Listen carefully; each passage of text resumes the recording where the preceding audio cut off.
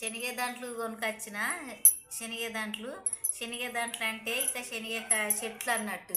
ఈ చెట్టుకు కాయలు కాసినాయి, శనగకాయలు కాసినాయి. ఇవి వేయించుకొని తింటే బాగుంది. ఈ వీడియోకి లైక్ చేయండి, సబ్స్క్రైబ్ చేయండి, గంట కొట్టండి. ఇట్లా ఉన్నాయి, వేయించుకోవాలి. పెంక మీద వేయించుకొని ఇట్లా మంచిగా ఉంటాయి. ఇట్లాంటివి వేయించుకోవాలి. ఇట్లా అన్నీ తెంపుకోవాలి, కాయలన్నీ తెంపాలి. ఇట్లా అన్నీ తెంపి వీటిని వేయించుకోవాలి. శనగకాయ తెంపినాక ఈ పచ్చగా ఉన్న ఆకు తెంపి కూర వండుకోవాలి. మంచిగా ఉంటుంది శనగ కూర. పెసరపప్పు వేసి పొడి పొడి వండుకునాలి. మంచిగా ఉంటుంది శనగ కూర. శనగకాయ కొనుకొచ్చిన చెట్లతోనే వచ్చినాయి. శనగకాయ కాసింది. ఇవన్నీ తెంపుకొని పచ్చ అన్నీ తెంపుకునాలి. ఇవన్నీ తెంపి ఎంచుకుంటే మంచిగా ఉంటాయి. ఎంచుకొని తింటే అన్నీ ఇట్లా ఒలవాలి.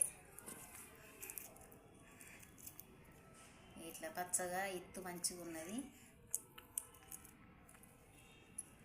ఇట్లా వస్తున్నాయి. వీటిని ఎంచుకొని తినాలి. మంచిగా ఉంటాయి. ఇట్లా తెంపాలి.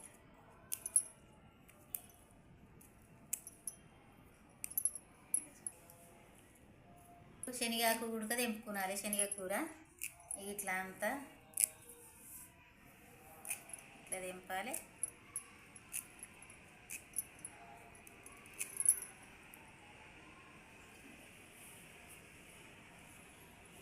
ఎండబెట్టాలి. ఇది ఎండబెట్టి మంచిగా పొడి చేసి పెట్టుకునాలి. అప్పుడప్పుడు వండుకోవచ్చు.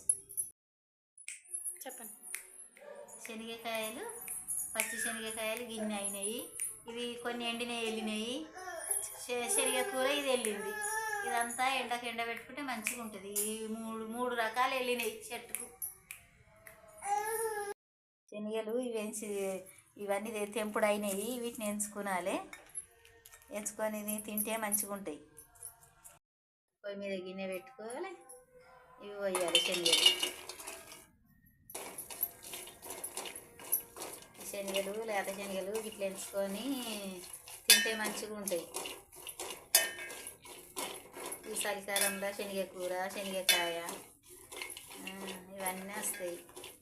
వీటి సీజన్ ఇప్పుడే, ఇక సంవత్సరంకి ఒకసారి. చిన్న మంట మీద మెల్లగా ఎంచుకోవాలి. పైన పొట్టు కాలాలి, లోపల ఇత్తు కాలాలి. మంచిగా ఉడకాలి. లోపల ఇత్తు మీద పొట్టు కాలితే లోపల ఇత్తు ఉడుకుతుంది. అవి నల్లగా అయినాక దించుకోవాలి. ఇట్లా వేయించుకున్న శనగకాయ మంచిగా ఉంటుంది. ఇత్తులు పిండి మంచిగా మెత్తగా చాలా బాగుంటాయి. టేస్ట్ మంచిగా ఉంటుంది. ఇప్పుడు ఈ చలికాలం మీద దొరుకుతుంది ఇది శనగకాయ. ఇప్పుడు ఇది ఉడక ముదిరిపోతుంది. ఇక శనగలు అయితే లాస్ట్ సీజన్కి వచ్చింది. ఇట్లా కాలాలి శనగకాయ మీద ఇట్లా నల్లగా అయితే లోపల ఇత్తు ఉడుకుతుంది. శనగకాయలు కాల్చుడు అయినాయి. ఇక అయింది, దించుతున్నా. ఇట్లా చేసుకోవాలి. నేనైతే ఇట్లా చేస్తా. ఇట్లా ఒలుసుకొని తినాలి. ఇక ఇట్లా కాలుతుంది. లోపల కూడా కాలింది మంచిగా. ఇట్లా